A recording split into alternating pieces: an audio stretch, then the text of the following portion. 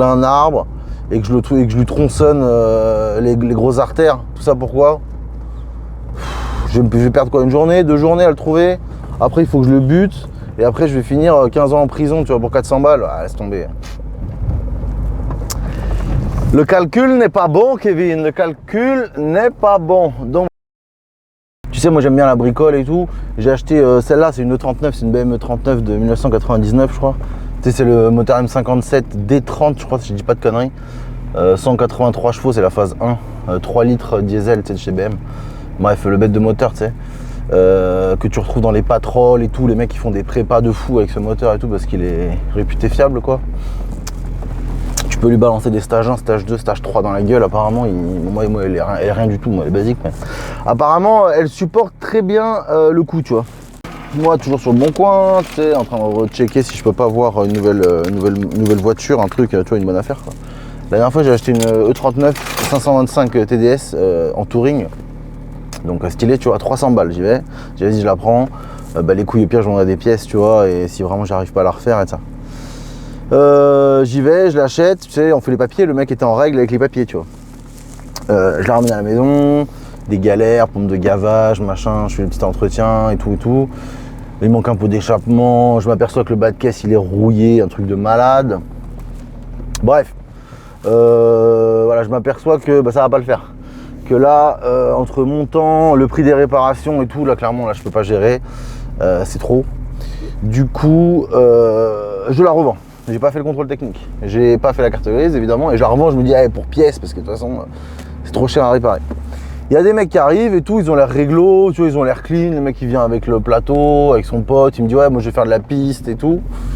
Du coup je dis bon c'est bon, on n'a pas besoin de faire le contrôle de papier, on n'a pas besoin de faire tu vois l'acte de vente, quoi. Du coup je file la carte grise, je prends une photo de la carte d'identité du mec et une poignée de main, 300 balles et elle est à toi, tu vois. Et là, non mais après moi je suis pas malin aussi, tu vois, j'avoue je suis pas malin. Je vais pas te dire des histoires. Du coup, le gars, donc alors je t'explique, donc le mec à qui j'ai acheté la BM, la carte grise elle est toujours à son nom. Moi j'ai pas fait le contrôle, j'ai pas fait la carte grise à mon nom et je la revends à un autre mec, il l'a pas fait non plus. Ce mec là, il a abandonné la voiture sur un parking, je sais pas où. Du coup, réception par la police, donc elle part en fourrière. Ok, donc le mec, la voiture a disparu. Et le gars à qui j'ai acheté la BM, il reçoit un courrier, il reçoit une facture de 390 € pour, je sais plus comment il s'appelle ça, le nom, enfin bref, facture de 390 balles pour récupération, mise en fourrière, je sais pas quoi. Bon, du coup le gars m'appelle et me dit ouais, il me dit ouais et tout, j'ai reçu une facture de 390 balles, c'est la merde et tout, blablabla. J'appelle évidemment le mec de confiance à qui je l'ai vendu 300 balles, il répond plus. J'ai son nom, son prénom, numéro de téléphone, mais il s'en bat les couilles, il répond plus et tout. Voilà, du coup je l'ai dans l'os, c'est magnifique. Donc voilà, donc 390 € que je vais devoir payer de ma poche.